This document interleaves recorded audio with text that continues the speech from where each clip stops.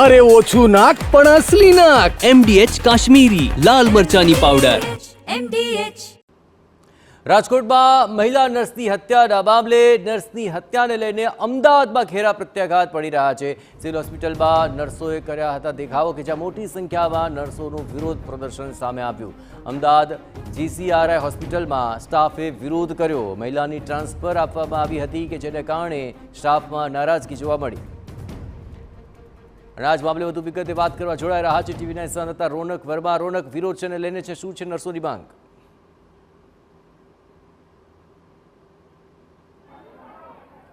જી બિલકુલથી અમદાવાદના civil hospital કેમ્પસમાં આવેલું જે કેન્સર હોસ્પિટલ અને તેને જે કામ કરતા લોકો છે તેનો અત્યારે વિરોધ છે તે જોવા મળી રહ્યો છે. આપ સીધા જ દ્રશ્ય જોઈ રહ્યા છો કેન્સર હોસ્પિટલ ખાતેથી કે જ્યાં આગળ એક બનાવ બન્યો અને તેને લઈને જે વિરોધ છે તે જોવા મળી રહ્યો છે. આપણે કેટલાક લોકો હાજર છે તેમની સાથે પણ વાત કરવાનો પ્રયાસ કરીશું.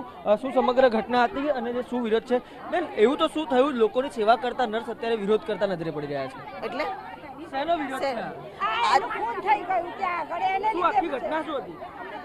આ ઘટના એટલા માટે છે ને 4 મહિના પહેલા એને અહીંથી નાની અમથી વાતમાં સ્ટાફનું કોઈ સાંભળતા જ નથી. ડાયરેક્ટર સાહેબ નહીં, મેટ્રન નહીં, કોઈ નહીં, કોઈ અમારું સાંભળતા જ નહીં. કોઈ પ્રશ્નો અમને મીટિંગ ના આપે, કશું જ નહીં. 4 મહિનાથી એ છોકરી ત્યાં આગળ રજૂઆત કરે કે અમને શા માટે ટ્રાન્સફર કરીએ. અનમેરિડ હતી, એના ઘરે પ્રોબ્લેમ હતા, 54 વર્ષની છે, બધા હોર્મોન ચેન્જીસ થાય, કેટલા પ્રશ્નો થાય એને, ફ્રસ્ટ્રેશન. એને કેટલી વાર લખાણ આપ્યું છતાં બી સાહેબે અહીંયા ના બોલાય. મળવા પણ આવ્યા હતા અને અત્યારે એનું ખૂન થઈ ગયું એ છોકરીનું. કેવી રીતે ખૂન થયું? શું સમગ્ર ઘટના થઈ? ક્યારે થયું ખૂન? અમને ખબર જ નથી સાહેબ. અમે એ જ જાણવા માંગીએ છીએ. સાહેબ તરીકે એમની ફરજ છે ત્યાં જવું જોઈએ, જાણવું જોઈએ. સાહેબ ત્યાં ના ગયા. અચ્છા બેન, શું કહેશો? અત્યારે જે વિરોધ છે શું કહી રહ્યા છે? અત્યારે જે વિરોધ છે એના માટે અમે લોકો એવું માનીએ છીએ કે અમને ન્યાય મળે. બરાબર, નર્સિસ ડેના દિવસે અમારી છોકરી ગઈ છે. અમારી છોકરીને ખોટી દંડી છે.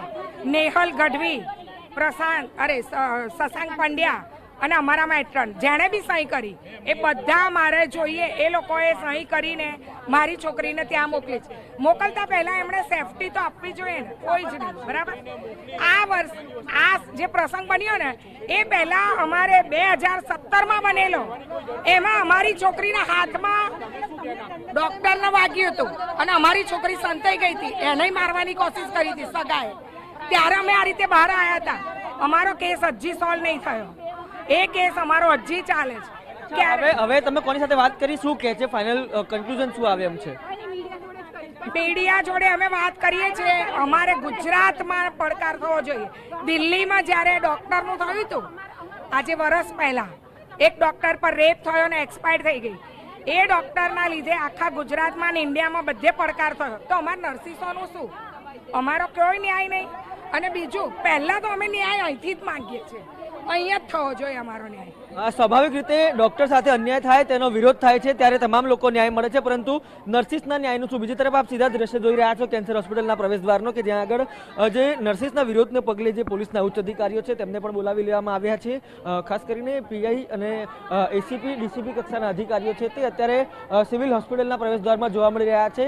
ખાસ કરીને નર્સોનું જે ટોળું છે તે પ્રવેશદ્વારની અંદર પ્રવેશ ન કરે તેના માટે સ્ટાફ જે હોસ્પિટલનો છે તેને પણ ખડેપગે કરવામાં આવ્યો છે અને પોલીસની પણ મદદ લેવામાં આવી રહી છે. પરંતુ હવે સવાલ એ જ થાય છે કે ડોક્ટર સાથે અન્યાય થાય છે, તેમનું જે સંઘ છે તે કડક વિરોધ કરે છે અને તેમને કોઈક ને કોઈક રસ્તો કાઢી આપવામાં આવે છે, પરંતુ નર્સો સાથે જે અન્યાય થાય છે તેનું શું?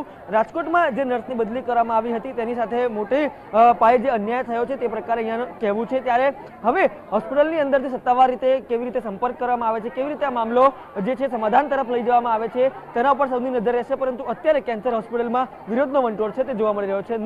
MDH બિરયાની મસાલા, પારંપરિક બિરયાનીનો અસલી સ્વાદ. MDH ચણા મસાલા. હવે છોલા હોય કે ચોળા, સફેદ ચણા હોય કે કાળા ચણા, બધું મજેદાર બનશે. વાત અમરેલીની કે જ્યાં ધારીમાં એક મોલાનાની કેટલીક શંકાસ્પદ ગતિવિધિ જોવા મળી અને તે મામલે મોટી કાર્યવાહી કરવામાં આવી છે. મોલાના રહેતા હતા હિમખડપરામાં કે જ્યાં આવેલી મદ્રેસાનું હવે ડિમોલેશન કરી દેવાયું છે. આપણે જણાવીએ કે લાભાર્થીઓને ફાળવેલો સરકારી પ્લોટ અને તેની અંદર મદ્રેસા બનાવી દેવાયું હતું. શરત ભંગ થઈ અને તેને કારણે મદ્રેસા પર તંત્રનું બુલડોઝર ફરી વળ્યું. આ હિમખીમડી કે જેની ઉપર આ આખી કાર્યવાહીનો મામલો સામે આવી રહ્યો છે.